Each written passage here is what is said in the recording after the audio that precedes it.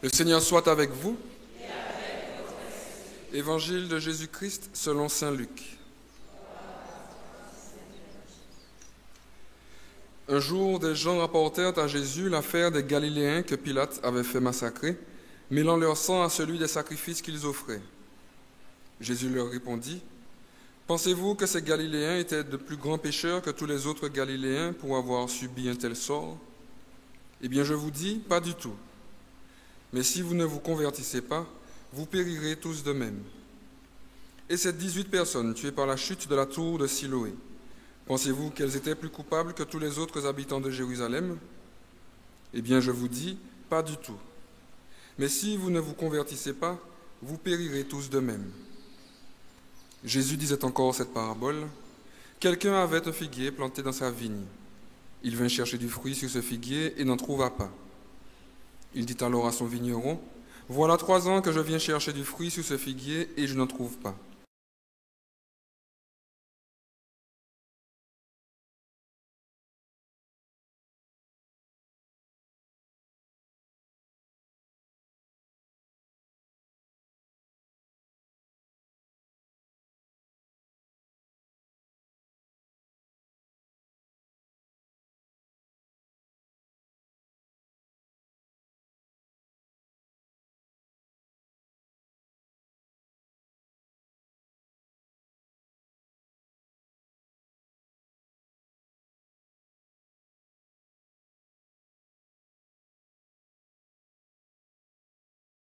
Prière.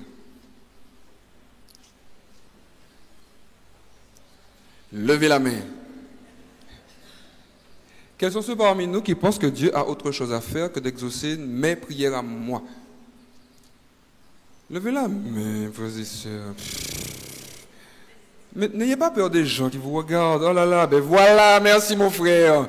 Levez. Baissez.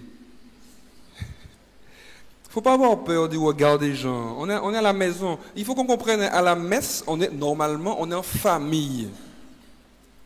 D'accord? Il ne faut pas qu'on se méfie les uns les autres. Si je lève la main, t'as qui dit que mon pas ni la foi, machin. Mais non, on est en famille. On est en famille. D'accord? Quels sont ceux qui pensent que Dieu n'entend pas parfois mes prières? Levez la main. Ah ben voilà. Je préfère ça. Oui, parce que parfois on peut se dire qu'il y a d'autres causes plus importantes. Moi je prie pour mes petites affaires, mais il y a des gens qui meurent de faim. Donc, bon, le Seigneur doit sûrement gérer ces dossiers-là avant de gérer mon dossier. Bon, moi je souffre, mais bon, c'est pas trop grave. J'ai une bonne nouvelle pour vous. Notre Dieu ne fonctionne pas comme ça. Ouf! Parce qu'avec Dieu, il n'y a pas de degré de souffrance. Celui-là qui souffre plus que moi, c'est un degré. Pour moi, évidemment, je peux me dire, bon, comme lui, il souffre plus que moi, je ne suis pas trop mal dans mon genre, donc je ne vais pas trop me plaindre, d'accord, à mon niveau. Mais au niveau de Dieu, la souffrance, c'est la souffrance. D'ailleurs, la première lecture nous rassure, justement. Moïse, qui est en train de faire paître son troupeau, il voit un phénomène extraordinaire, un buisson qui brûle avec un feu, mais sans se consumer. Alors Moïse, estébécoué, il va, qu'est-ce qui se passe?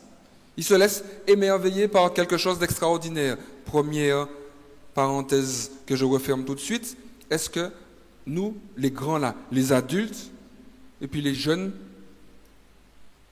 est-ce qu'on se laisse émerveiller par notre monde aujourd'hui? Les enfants, oui. Les enfants, quand ils voient, je ne sais pas, même un petit asticot par terre. Waouh, maman, regarde. Un petit verre de terre. Ou bien une fleur, ou bien je ne sais pas quoi. Mais nous, les adultes, est-ce que, je pose la question, est-ce que parfois, on n'est pas un petit peu trop embrigadé par nos calculs, par notre façon carrée de voir le monde, qui fait que malheureusement parfois on passe à côté de petites choses qui peuvent élever notre âme.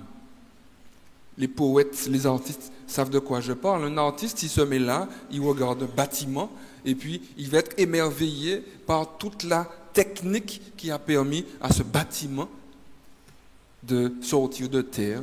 Et puis l'artiste, le poète ou le peintre ou que sais-je, le musicien, eh bien, il va se mettre à faire des envolées et puis il va avoir une inspiration. J'ai envie de dire une inspiration divine. Je ferme la parenthèse. C'est l'un des critères fondamentaux, frères et sœurs, de la paix. Si je n'ai plus un regard qui se laisse émerveiller par le monde, mais aussi par mes frères, eh bien, ma capacité à vivre dans ce monde s'en retrouve altérée. Bref, je ferme la parenthèse. Donc Moïse fait un petit détour, il sort de son chemin, il sort de ses habitudes, il se laisse bousculer pour être attiré par ce phénomène extraordinaire. Ce buisson d'où jaillit une voix, la voix de Dieu. Et chose assez extraordinaire, Dieu lui dit, j'ai entendu les cris de mon peuple qui est en esclavage en Égypte. J'ai entendu. La question que je vous posais, Dieu a entendu les cris du peuple. Sauf que Israël a passé 400 ans en esclavage. Peut-être Dieu, mais attends, mais c'est aujourd'hui où attendent à crier ou quoi? 400 ans, ça fait beaucoup quand même. Ça veut dire qu'il y en a qui sont morts sans avoir connu cette libération. Comme nous, mon maïen, on a nos aïeux, ceux qui ont des ancêtres esclaves parmi nous, qui n'ont pas connu l'abolition, qui sont morts dans la souffrance de l'esclavage. Et donc, si Dieu entend le cri du peuple, pourquoi attendre 400 ans? Soit qu'il a autre chose à faire, ou bien qu'il ne s'intéresse pas, ou bien qu'il se dit, bon, c'est bien, on va les faire souffrir un petit peu encore. Mystère de la souffrance dans le monde. Peut-être parce qu'au cœur même de la souffrance, sans faire une apologie de la souffrance évidemment, peut-être qu'au cœur même de la souffrance, le Seigneur travaille l'homme de l'intérieur. Ça on le voit avec des personnes malades, atteintes de cancer, des personnes vivant des situations familiales difficiles, compliquées, qui malgré tout réussissent à rester en paix, plus grandissent dans leur foi, au cœur même de leur épreuve. Bref, donc Dieu entend la souffrance du peuple. Il dit à Moïse, je vais les délivrer. Mais qu'est-ce qu'il fait? Il dit à Moïse, va, je t'envoie. Il faut se laisser interpeller par ça. Qu'est-ce qui cloche dans ça, frères et sœurs? Dieu dit, j'entends, je vais sauver, et il dit à Moïse, va. Qu'est-ce qui cloche dedans? Frères et sœurs, on doit aller, Léo passe, si t'as l'autre qui a dit, mon gars, prêcher 50 minutes, bon sang. Qu'est-ce qui cloche? Il n'y a rien qui cloche dans ça? Ah, merci Madame Lopez, quand même. Iron Man, dans Avengers. Lorsque Madame Michel a perdu son chat, qui est monté dans un pied de mango, quand Iron Man voit ça, il va aller, il va sauver Gominet. Vous savez pas que Gominet c'est le chat de Madame Michel? Non? Vous connaissez rien. Bref. Quand Iron Man entend Madame Michel crier parce qu'elle a perdu son chat dans le pied de mango, Iron Man il va sauver Gominet. Dieu dit, j'entends mon peuple. Mais va le sauver ton peuple que tu entends, bon sang.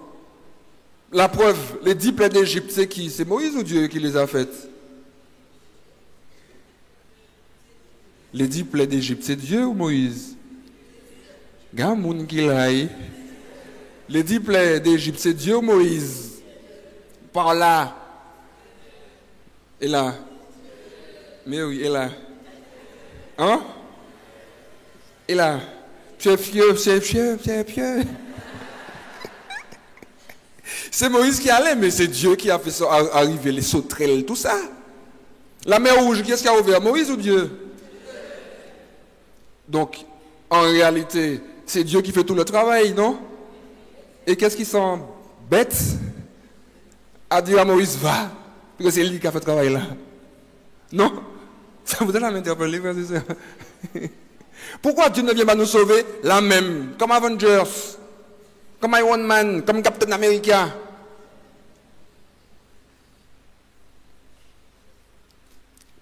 C'est un gros point d'interrogation, maman. Dieu va dire, va les voir, tu vas leur dire, le Dieu d'Abraham, le Dieu de vos pères, Abraham, le Dieu d'Isaac, le Dieu de Jacob, a entendu vos prières, enfin vos cris, et il vient vous sauver. Mais si tu parles à Moïse, tu peux parler au peuple aussi. Sauf que là, justement, Dieu nous apprend comment il nous sauve. Et c'est là que ça devient intéressant. C'est déjà intéressant, mais c'est là que ça devient encore plus intéressant. Moïse dit, mais ils vont me demander qui est-ce qui m'envoie, comment tu t'appelles. Tu viens nous sauver, mais tu es qui, toi qui viens nous sauver? Cette simple phrase-là nous révèle que dans le salut que Dieu veut donner au peuple d'Israël, dans la libération qu'il veut leur donner, il y aura comme une présentation réciproque. Tu es mon peuple, je suis ton Dieu. C'est moi. Et que la libération du peuple va supposer cette rencontre avec le libérateur. Ça va très loin, on va le voir. Et Dieu se présente comme étant « Je suis celui qui suis, je suis celui qui est, je suis celui qui sera, qui serait, qui seront. » Bref, je suis. Le YHWH, le tétragramme, le nom de Dieu imprononçable. Vous savez ou pas, en hébreu, il n'y a que ce qu'on appelle des consonnes.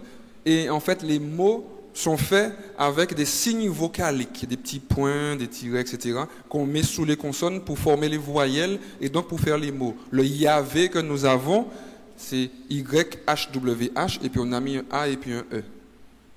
Mais ça encore, Benoît XVI nous avait demandé, j'ouvre une parenthèse rapide, de quand on lit dans la liturgie le mot Yahvé, de dire le Seigneur. Parce qu'encore aujourd'hui, les Juifs ne prononcent pas le nom de Dieu, qui est le nom par-dessus tout nom, parce que quand on nomme quelqu'un ou quelque chose, on le domine. Et donc nommer Dieu, c'est comme avoir la prétention de le dominer. Et donc le pape Benoît XVI en 2009 nous avait demandé même de ne pas dire ce Yahvé.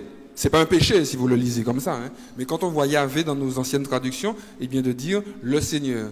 Les nouvelles traductions, les bonnes, dans l'Ancien Testament, vous verrez YHWH en majuscule, ou bien vous verrez le Seigneur. Bref, je ferme la parenthèse. Donc je suis plein de déclinaisons, je suis, celui qui est, celui qui sera, celui qui était. Une façon de nous dire, je suis l'être, je suis l'existence, je suis le principe de toute existence, celui qui assume en lui tout ce qui est. Je suis. Je suis la plénitude de l'être. Bref, je suis Dieu. Je suis. Et donc, va leur dire que je suis va les délivrer. Dieu se présente comme étant celui qui possède tout en lui, celui qui vient nous délivrer. Ce n'est pas Iron Man, ce n'est pas Captain America, ce n'est pas Superman ou Batman, c'est Dieu. Celui qui a tout dans lui. Et cette rencontre-là, ce dialogue, cette présentation mutuelle, va donner la qualité de la libération. Si Dieu envoie Moïse, c'est parce qu'il nous révèle que peut-être, pour être délivré, il ne suffit pas d'attendre. Pour être délivré, eh bien, je dois collaborer à ma libération. Saint Paul va nous dire, tous, ils étaient sous la protection de Dieu. Tous. Tous ont passé la mer Rouge. Tous étaient guidés par la nuée le matin et la colonne de feu le soir. Tous, ils sont sortis d'Égypte, de l'esclavage. L'Égypte, dans la Bible, c'est le péché, le monde du péché. Donc ça nous parle aujourd'hui. Tous.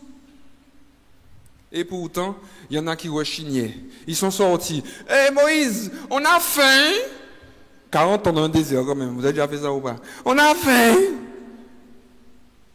On fait tomber la manne. Ils mangent. Plein boudin. Ah merci, ah oui, vive Dieu.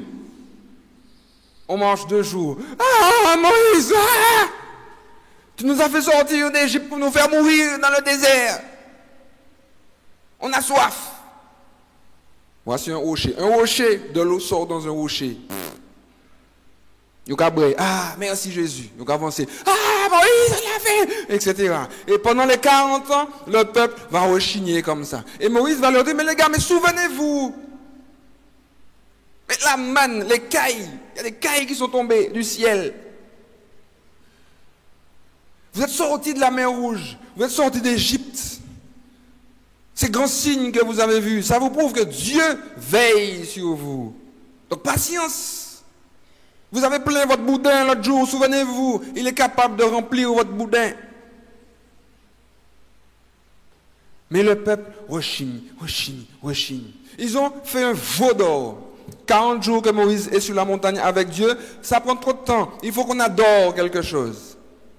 Alors ils vont faire un veau d'or. Ils vont se détourner de Dieu, malgré tout ce qu'ils auront vécu. Saint Paul va nous dire que dans le désert, il y avait un rocher qui les suivait. Bébé coyote, vous voyez un petit peu. Qu'est-ce qu'il y a? Et Jésus parlait de semeur, moi je parle de bip et de coyote. Ça vous pose un problème?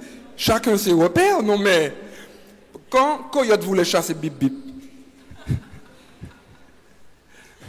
Mais vous êtes ridicule, mais vraiment. Eh bien, qu'est-ce qu'il faisait? Parfois il se cachait. Mais parfois il y avait même des rochers. Et puis il a posé, et puis rocher a qu'à suivre, bip bip comme ça. Non, vous voyez quoi je parle? Imaginez ça. Bon, au moins comique quand même. Saint Paul dit qu'il y avait un rocher qui poursuivait le peuple hébreu pour les abreuver dans le désert. Et ce rocher, c'était le Christ. Vous n'avez pas écouté la lecture. Arrêtez de faire semblant. Comment vous venez à la messe? Lisez les lectures, maman. D'accord? Saint Paul dit que ce rocher, c'est le Christ déjà présent dans l'Ancien Testament. Le Christ est de toute éternité. Donc, le Christ poursuivait le peuple dans le désert pour être là comme la pompe à incendie, l'oasis. J'ai un ami qui dit tout le temps, Dieu est pressé de nous bénir. Tout le temps, le gars rabâche ça comme ça. Dieu est pressé de nous bénir. Il entend, il montre toute une stratégie. Il nous poursuit dans le désert. Il vient. Le vigneron de l'évangile dont parle Jésus. Un homme qui plante une vigne, la vigne de l'humanité, nous. Nous sommes des sarments sur la vigne. Il vient chercher le fruit.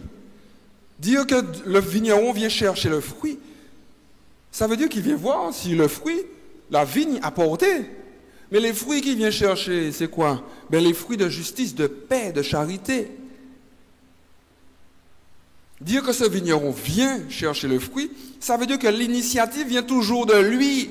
Ce n'est pas la vigne qui va dire, hey, tiens, voici les fruits. Non, c'est le vigneron qui vient se pencher. On appelle ça la condescendance divine. Pas la condescendance, la comparaisonnerie. Hein. La condescendance, avant tout, c'est le fait de s'abaisser pour se mettre à niveau. Et donc la condescendance divine, c'est ce Dieu qui vient voir si tu as pu mettre en œuvre tout ce qu'il a déposé dans ton cœur. Dieu est pressé de nous bénir. Dieu est pressé de te voir porter du fruit. Comme une maman créole qui plante son jardin et puis régulièrement elle va voir si son pied de piment a porté, si son pied de citron a porté, etc. Dieu va, il s'intéresse à sa vigne. Mais malheureusement, comme il nous est dit là, la vigne ne porte pas de fruits. Jésus dit, mais quand le maître va revenir, quand je reviendrai, est-ce que je vais trouver la foi sur terre? La vigne ne porte pas de fruits. Alors le vigneron se met en colère. Bon, coupez tout ça là. Et puis son ouvrier va dire, mais non, attends. Laisse-leur encore un petit peu de temps. Une année. Je vais bêcher, manquer mettre des fumiers en bas et tout ça. Et puis nous, voici qu'il est porté. Une année. On appelle ça l'année de grâce. Depuis 2000 ans, Dieu a ouvert une année de grâce. Dans Ézéchiel, il va nous dire, ne pense pas que Dieu perd du temps. Hein. S'il prend autant de temps à revenir, c'est pour laisser au maximum le temps de se convertir. Amen. Parce que si bon Dieu vit à présent là, même pour me battre pour te aller. Vraiment. Alors si Dieu prend du temps, maman, pour revenir, c'est pour laisser au maximum le temps de bâtir. dans le canot de la grâce. Amen. Dieu s'intéresse, Dieu veut boucher le maximum de personnes. Mais nous, l'avons dit, laisse-moi voir ça, Seigneur. Attends, je contrebalance. La conversion, le salut, la libération, maman, ce que nous vivons pendant le carême là, c'est pas magique. En Martinique, je disais hier soir qu'en Martinique, moi le prêtre qui vous dit ça, et je ne suis pas le seul, je crois qu'on prie trop. Non, ma soeur, je te dis ça, hein? Je sais, merci. Moi, je regarde on prie trop, je regarde pour qui ça, ma soeur. Je t'embête, ma soeur. Oh, aïe, je t'embête. Je te dis pourquoi on prie trop, ma soeur. En Martinique, on prie trop. Pourquoi? Depuis en Baye, je vais porter en prière. Tout le gars fait, je vais porter en prière. Je vais discerner. Je prenais l'exemple hier soir, exemple concret. De femmes parfois, bon, pardonnez-moi mes femmes, pas mes femmes, les femmes, mes sœurs. Des femmes parfois, elles prient pour avoir un chéri. Elles trouvent un chéri avec tous les critères, sauf que ce chéri-là, il vit parfois marié ou bien en concubinage avec quelqu'un, avec des enfants, mais elle est quand même avec lui. Et puis, elle dit, mais attends, mais je vais porter en prière pour voir si c'est lui. Mais bon sang, c'est pas lui, puisqu'il est engagé. On prie trop, ça veut dire qu'on est un peuple qui prie. On va égrener des chapelets, on va tout casser de bagailles.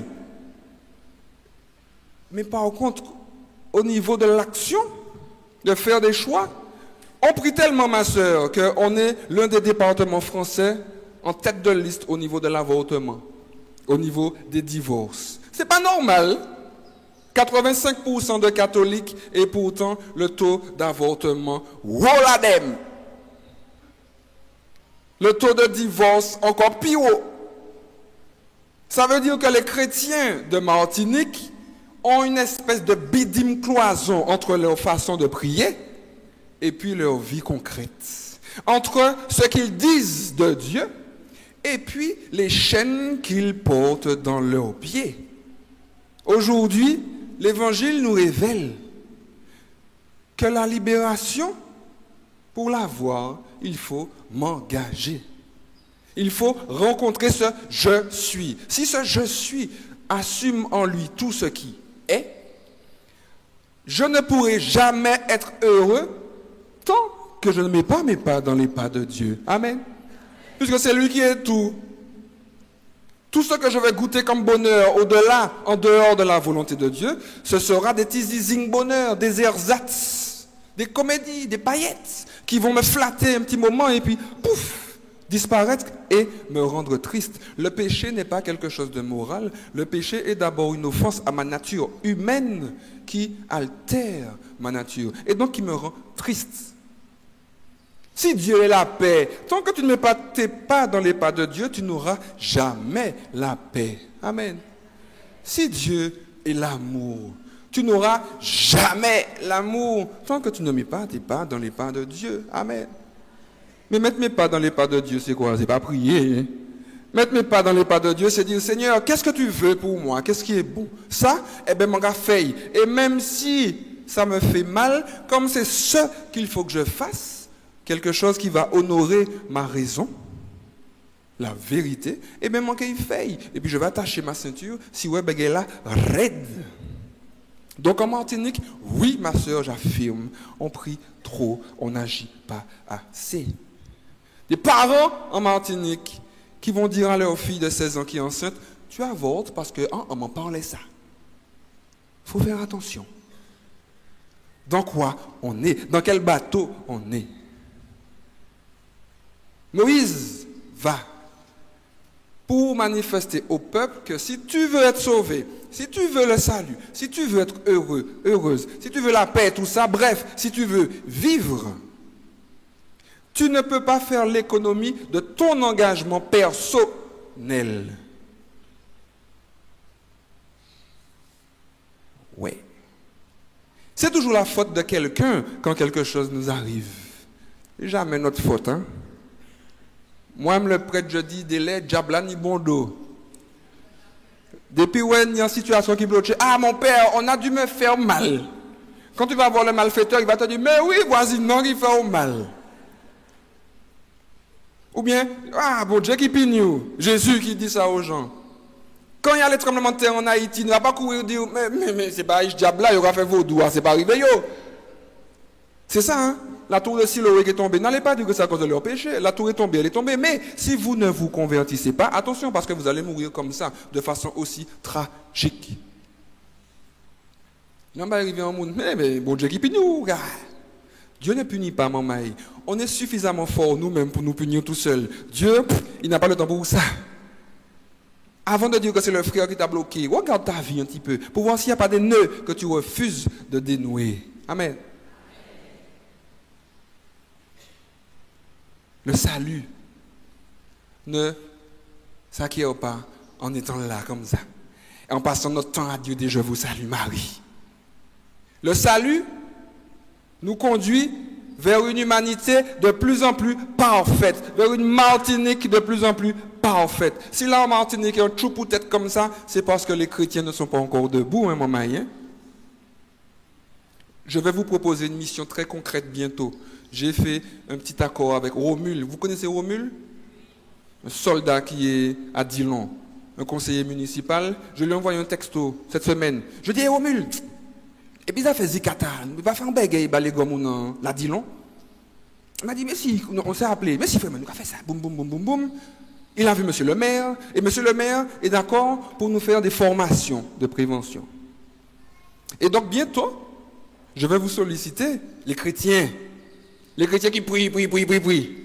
Je vais vous solliciter pour venir vous former au zikaïège, pour aller monter sur des maisons à Dillon, pour aller nettoyer des gouttières, pour aller aider des grandes personnes, pour aller prévenir. On va voir hein, ce qui vient de voir. Ma soeur, je suis à Dillon, ma soeur, je ne peux pas faire toute la Martinique. Eh bien, on va faire... Mais oui, mais quand on dit Dillon, c'est tous les secteurs, évidemment. Si la Martinique est un trou pour tête là, c'est parce que les chrétiens ne font pas leur travail. Ils viennent à la messe et puis ils vont caillou. Le Seigneur a besoin d'autres Moïse, maman. D'autres intermédiaires entre lui et les hommes pour dire, hé, regarde, tu sais le bonheur que tu recherches dans la drogue, tout ça là. Tu recherches le bonheur vraiment. Mais ce n'est pas là il est. C'est dans le je suis qu'il est. Amen. Amen. Le Seigneur recherche d'autres Moïse, maman. Vous, moi. Pas pour aller faire des trucs grandioses, hein. Non, pour aller arroser les vignes que nous sommes. Par la grâce du Saint-Esprit, par la prière, la vraie prière qui sort du cœur, qui se laisse transformer, malmener, bousculer par la parole de Dieu elle-même, pour nous faire changer de cap. Mais pour porter du fruit de justice, de paix, de solidarité, de fraternité, d'amour, de pardon. Et je termine par une proposition très concrète, parce que ça peut rester abstrait tout ça. Je vous propose de vivre d'à présent jusqu'à votre mort, chaque jour, ce que j'appelle les 24 heures de la miséricorde. Si je vous dis, il vous reste 24 heures à vivre, certains vont me dire, bon, ben, 24 heures, bon, ça m'empêche, ah, ouais, manquer de parachute, ah, manquer aller faire, ben, extraordinaire. 24 heures de pétage de bomberie, par exemple. Ouais, pour faire le maximum. Et puis, il y en a, heureusement, qui vont profiter de ces 24 heures-là pour porter du fruit. S'il me reste 24 heures à vivre alors que je veux aller au ciel, je ne vais pas faire 24 heures de pétage de bomberie, puisque ça va m'empêcher d'aller au ciel. Je ne vais pas faire 24 heures de rété jusqu'à Imoué. Non. 24 heures. Je vais prendre mon téléphone pour appeler une cousine, un cousin, un tonton, une tati, pour lui demander pardon, pour faire la paix. Je vais m'asseoir avec un pauvre. Je vais dire, Jésus, je t'aime. Je vais m'engager. Je vais faire quelque chose de bien. Bref, je vais agir concrètement. Fais comme si il te restait 24 heures à vivre chaque jour. Chaque jour, quand tu te réveilles, dis, si je meurs demain matin, qu'est-ce que je devrais faire aujourd'hui pour aller au ciel? Il y a des moines, frères et sœurs, ceux qui sont ici là. Souviens-toi que tu es poussière. Il y a des moines, j'ai vu ça, c'est assez impressionnant, dans leur monastère, dans les couloirs, qu'ils empruntent plusieurs fois dans la journée. Il y a des stations où il y a, dans des cadres en verre, des têtes de crâne. Des têtes de squelettes. Vous avez compris? Des crânes, squelettes de vrais. Tu es poussière. Souviens-toi que tu retourneras à la poussière. Pour que le moine, chaque jour, se rappelle qu'un jour, il sera là. Les 24 heures de la miséricorde. Dis-toi qu'il te reste 24 heures pour faire œuvre de miséricorde. Qu'est-ce que tu ferais? Depuis à présent, l'autre sorti la messe là. Prends le téléphone là. WhatsApp. Bref. Maman, je veux être saint, mais pas sans toi, disait ce grand saint. Je veux être saint, mais pas sans toi. La sainteté chrétienne ne peut pas faire l'économie de l'engagement concret dans la société dans laquelle je suis. Le levain dans la pâte, c'est vous, maman. C'est vous, je le répète, qui allez transformer ce monde. Nous, les pasteurs, on vous dit des choses. On ne peut pas parler pour rien. Est-ce que vous voulez rencontrer ce je suis? Et si vous faites cette rencontre avec ce je suis, alors cette rencontre transforme les vies et cette rencontre vous envoie pour inviter d'autres à la rencontre. Par propagation, le salut s'étend à toute la Martinique. Que le Seigneur fasse de nous de nouveaux Moïse de la miséricorde, maman, afin que nous soyons des héros de la paix chez nous. Cette paix que nous accueillons d'abord dans notre cœur. Oui, Dieu s'intéresse à moi, mais il ne peut pas me sauver sans ma collaboration. Amen.